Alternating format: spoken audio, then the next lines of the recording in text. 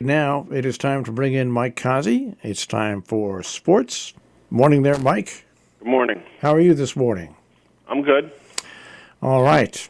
So last night, Green Bay manhandled the Vikings. So I got a win there, right? We both did. No surprise there. Because, and you know what? If they had a better I'm going to say it, if Minnesota had a quarterback that can rise to the occasion, they might have had a shot in that game. But now their running back was out. They were at a big disadvantage. Oh, he was out. I wasn't He even aware hasn't of played that. in like 3 weeks.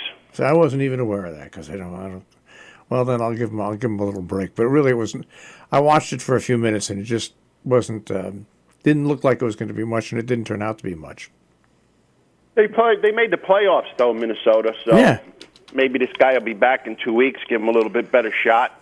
I don't know, but last night they couldn't do anything. Green Bay just walked over them. Green Bay's defense was all over them. They rushed the quarterback real well, and because they had no running game, I guess they were able to pin their ears back and just blitz and put some big rushes on, and Minnesota couldn't do anything. They were hopeless last night, and Green Bay ran the ball real good, which is a big thing for them going into playoffs, and they did it on the road.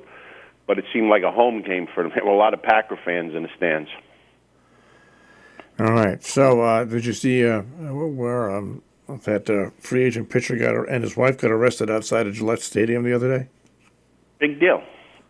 I mean, the guy's human.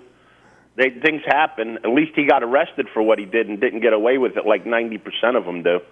Yeah, no, but the interesting thing about it is that I remember this going to Giant games. They were arrested because she wouldn't turn over the oversized bag. He got arrested because of his wife. Yeah, she wouldn't give it the oversized bag for inspection. Then she refused to leave the area when ordered to, and so they were both arrested. And that's what should happen. Yeah, well, I remember they were at Giant Stadium back when I used to go to Giant Stadium. They were checking bags back then. You just couldn't go in if you had a big, like if a woman came, you were with a woman or with a guy who carried a big a big bag. They went through it all. They always went through it all.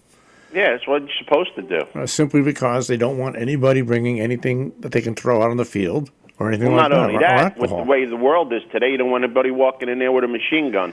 You know, this was even before that. They were more concerned about alcohol. Now you're right. Now they're concerned about what goes on. Alcohol's the least of their worries. Mm-hmm. So that means nothing. Nice story about Eli Manning and Daniel Jones. They went out after the game. They went to a Hoboken bar, had a few drinks, and played a few games like that and stuff like that. So it was kind of cool to see that. And I love Bill Belichick's news conference after the Patriots win this weekend. Yeah, with the elves. Yeah. Merry Christmas. The elf on the shelf. They had 3 of them sitting on the thing. Yeah. That's funny. He's a good. He cracked a little smile. He did. You need that every once in a while from him, and he does deliver it. Anyways, so what else is up in sports, really? There was a real good, probably the best basketball game you're going to see all year in New York played last night, and it wasn't the Knicks getting beat by Washington. It was Roselle Catholic playing St. Pat's in Brooklyn. They called it the Kyrie Invitational. I guess he put some money up to rent the place and get the kids playing in there because he went to St. Pat's. St. Pat's is the number 2 ranked team in the nation, and Roselle Catholic's in the top 20 in the nation, and it was a real good game. They both teams had 7-footers. They had kids 6'11", 6'10", 6'7" guards, and this is high school, folks, and it was a really, really good game. The referees got a little too involved in it, but St. Pat's, who was losing at halftime by like 6 or 7, and came back to win going away, and like I said, was probably the best basketball game you're going to see in New York this year. All right. Well, it's certainly not going to be a Knick game. That's right. You're not going to be a pro game. Yeah, no, not at all. Other than that, there's not much else going on. Last night, the Rangers got spanked by the Flyers 5-1. The Islanders, they lost to Columbus 3-2 and almost got the grand slam, but somehow the Devils beat the Blackhawks 7-1. Don't ask me how that happened, but the Devils were the lone New York team to win last night.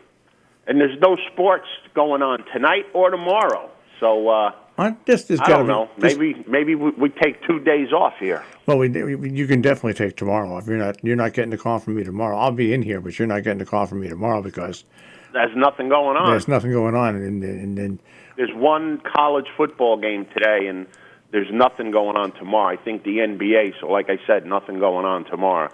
Yeah. So we might. Who knows? We might take a 2-day vacay from that. Might be. It might be warranted. Unless something crazy happens, like a big trade or a free agent signing or something like that. Yeah.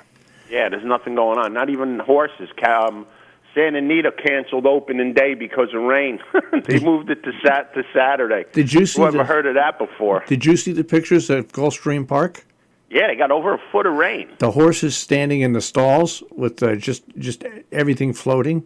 And they just redid those stalls 2 weeks ago. They just refurbished them. Now they're going to have to do something to them again because they had about 6 inches to a foot of water in there. It was unbelievable. Yeah, I saw some pictures of it. It's just people going around the backside in kayaks. It's amazing. Yeah, that was pretty bad. And it didn't rain there Sunday. It all came down at once. Yeah, well, and normally the ground down there can, when you're in Florida and you get a heavy rainstorm, water builds up and then it immediately goes into the groundwater system.